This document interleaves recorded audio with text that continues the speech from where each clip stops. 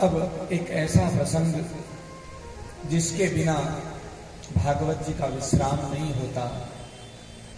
परीक्षित जी कहते हैं मुझे एकदम संतुष्टि हो गई, लेकिन मैंने सुना है भगवान के बाल सखा सुदामा जी पे भी भगवान ने बड़ी कृपा की।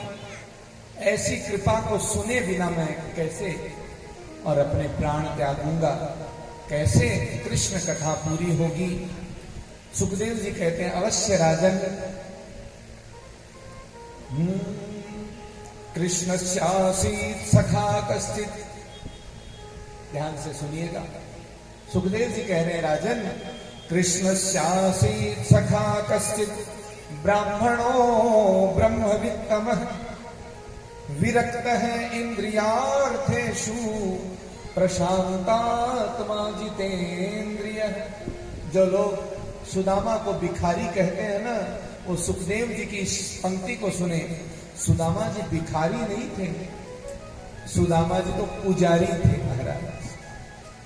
अरे कोई किसी की पूजा में लीन होकर के सब कुछ दान कर दे, न्यौछावर कर दे, उसको भिखारी नहीं कहते, उसको तो दाता कहते हैं, उसको पुजारी कहते हैं। कृष्ण शासित सखा कश्चित्, सुखदेव जी कहते हैं एक सखा, बाल सखा, वो ब्राह्मण हैं और उनके पास बहुत बड़ा एक धन था। कौन सा धन? सुखदेव जी कहते हैं ब्रह्म वित्तम, ब्रह्म शक्ति थी उनके पास। और जिसके पास, जैसे वशिष्ठ जी राम जी के गुरु कब बने? जब रघुवंश के गुरु तब बने जब उन्हें तपस्या करते करते ब्रह्मा जी ने कहा, हे वशिष्ठ ऋषि, आप उस कुल के गुरु बनने जा रहे हैं जिस वंश में स्वयं भगवान नारायण राम बन के प्रकट होंगे। तब उन्होंने गुरु बनना स्वीकार किया, नहीं तो वो ब्रह्म दंड वाले ऋषि हैं, वो दूसरी सृष्टि भी पैदा कर सकते हैं, लेकिन वो एकदम झोपड़ी में रहते हैं। क्यों? कि उनको उस ब्रह्म चिंतन में रस आता है, इस दुनियावी दिखावे में नहीं आता। बोलो राधे राधे। हम आप लोग इस दिखावे में इतने रम जाते हैं कि इसके पीछे परमात्मा को नहीं देख पाते हैं।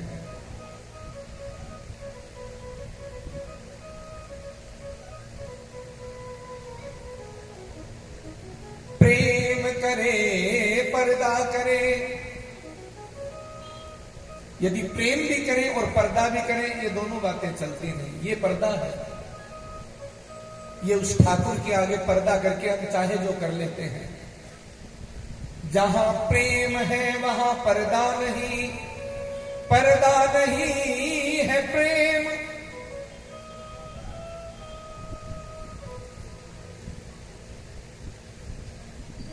नारायण नाम के एक भक्त हुए हैं, उन्होंने कहा प्रेम करे और पर्दा करे, ये प्रेम के संग नहीं नीति। नारायणियों कह रहे पर्दा करे या प्रीति, या तो प्रीति कर लो या पर्दा कर लो। उस परमात्मा से कैसा पर्दा? उसको सब कुछ पता है, इसलिए अपने हृदय को उसको जिसने सौंप दिया, उसके पास सबसे बड़ा धन आ जाता है। इसीलिए हमारे वृंदावन के भक्त संत और कहते हैं कि नारद जी, सनकादि ऋषि कहते हैं नारद जी आप ज्ञान भक्ति वैराग्य के लिए चिंतित हैं? अरे इस वृंदावन में वो धन है जो किसी के पास नहीं है। इसलिए इस धन को जिसने पा लिया उसको कोई गरीब कहे, कोई फकीर, फकीर तो कह सकता है लेकिन उसको भिखारी नहीं कह सकते। विरक्त है इंद्रियार्थेषु,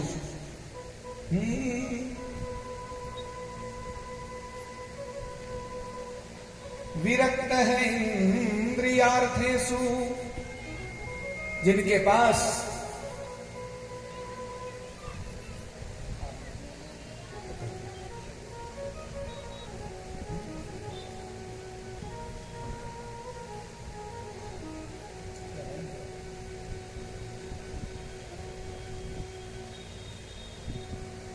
जिन्होंने अपनी इंद्रियों से विरक्ति पाली। कई बार हम लोग कहते हैं ना, भाई अब तो हमारा काम हो गया, अब तो हम निवृत्त हैं इस काम से, अब हमें कहीं भी बुला लो, हमें कहीं भी ले चलो।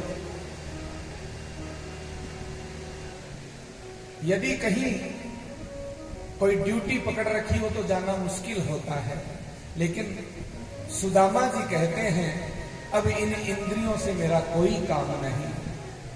कुछ मिले तो ठीक, न मिले तो ठीक, कुछ खाने को मिल जाता तो ठीक, नहीं मिलता तो सुदामा जी कहते हैं आहा, आज मेरे कन्हैया की प्यारी एकादशी हो गई। बोलो एकादशी मैया की। हाँ, 2-4 लोग ही बोले हैं जो कल करेंगे, है ना, बाकी तो जलेबियां चल रही हैं चकाचक, है ना। तो एकादशी का व्रत करते थे, और सुदामा जी ने जितनी एकादशियों का व्रत किया उतना तो कोई कर नहीं सकता महाराज। क्यों कि महीने में कोई 2-5 दिन कोई पेट भर के मिलता था, बाकी उनकी तो एकादशी ही होती थी। इतने विरक्त और प्रशांत आत्मा। आत्मा कैसी थी उनकी? प्रशांत। हमारे को तो शांत भी नहीं मिलता कोई। सब जितने भी आते हैं, ये समस्या है, वो समस्या है, ऐसा है, वैसा है, ऐसा कर दें, वैसा कर दें, ये रास्ता बताएं, बच्चे का कैसे करें, पति का कैसे करें, घर के लिए कैसे करें, बिजनेस के लिए कैसे करें, रोग के निवारण के लिए कैसे करें। तो हमें तो जितने मिलते हैं वो कोई शांत भी नहीं मिलता, लेकिन सुदामा जी प्रशांत थे। सागर की तरह गहरी शांति जिसकी हो, प्रकृष्टेन विशिष्टेन शांतितया, जो विशिष्ट शांति से संपन्न हो, ऐसे सुदामा जी हैं। और जितेंद्रिय है, अपनी इंद्रियों को जिन्होंने जीत लिया, ऐसे सुदामा जी। विवाह हुआ सुशीला, है ना, जैसे सुदामा वैसे सुशीला। शील आचरण गुण में उनके पीछे पीछे चलने वाली सुशीला, अच्छे गुणों वाली, अच्छे शील वाली, अच्छे आचरण वाली। अच्छा, यदि किसी पत्नी को पता चल जाए, किसी कन्या को पता चल जाए, किसी स्त्री को पता चल जाए कि मेरा भावी पति तो फक्कड़ है, वो तो भगवान में रमने वाला है, तो क्या कोई वरेगी? लेकिन सुशीला को जब पता चला कि वो तो कृष्ण कृष्ण कृष्ण गाते रहते हैं, बोले आहा, मेरा जीवन धन्य है जो मुझे ऐसा पति मिलेगा। और बोले तू उसके पीछे भूखी मर जाएगी तो? बोले आज तक पेट भर भर के कौन जिया है भला? क्या 4 बार खाने वाले 500 साल जीते हैं क्या? अरे याद करें उन महापुरुषों को जो दिन में 1 बार खाते थे। करपात्री जी महाराज केवल 1 बार हाथ में जितना आया उतना खाते थे। ऐसे महापुरुष तप तप करते करते, जप करते करते सैकड़ों वर्ष निकाल देते थे। हम लोग 4-4 बार खा करके कौन सा तीर मार लेते हैं भला? ये शब्द थे सुशीला के। माता पिता धन्य हो गए ऐसे संतान से। सुशीला आई, 4 संतानें भी हुई। संतानों का कष्ट नहीं देखा गया सुशीला से। भूखी रहती संतानें। कभी कभी आटा जो मिलता उसी को पानी में घोल करके दूध बोल के पिला देती थी। बेटा दूध पी लो। माँ माँ दूध, ये ऐसा कैसा दूध है माँ? तुम जो दूध बचपन में पिलाती थी वो तो दूसरा होता था।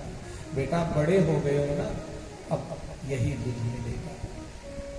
और अब पतिदेव से कहती हैं, हे प्राणनाथ, मैंने आज तक आपसे कुछ नहीं मांगा अपने लिए, और आज भी अपने लिए नहीं चाहिए, किंतु अपने बच्चों के लिए।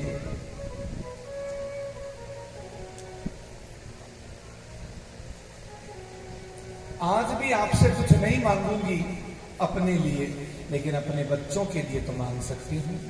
बोलो देवी क्या चाहिए? कहा आपके मित्र हैं, आप भी इसी गुजरात की धरती पे रहते हैं, पोरबंदर, और यहां से थोड़ी दूर द्वारिका नगरी है।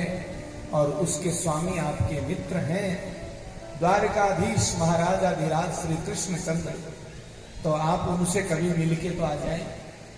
सुदामा जी समझ गए मिलने को क्यों कह रही है। हाँ, वहां मिलके आऊंगा तो कुछ न कुछ देंगे तो उससे घर का खर्चा चल जाएगा।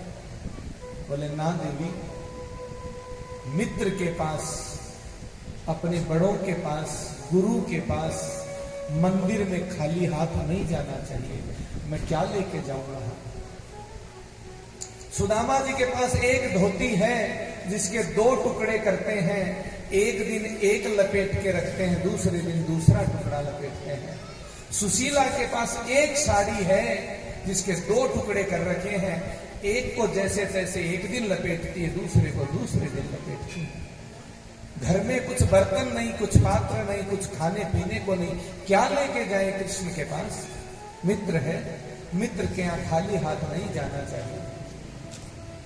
अब तो सुशीला ने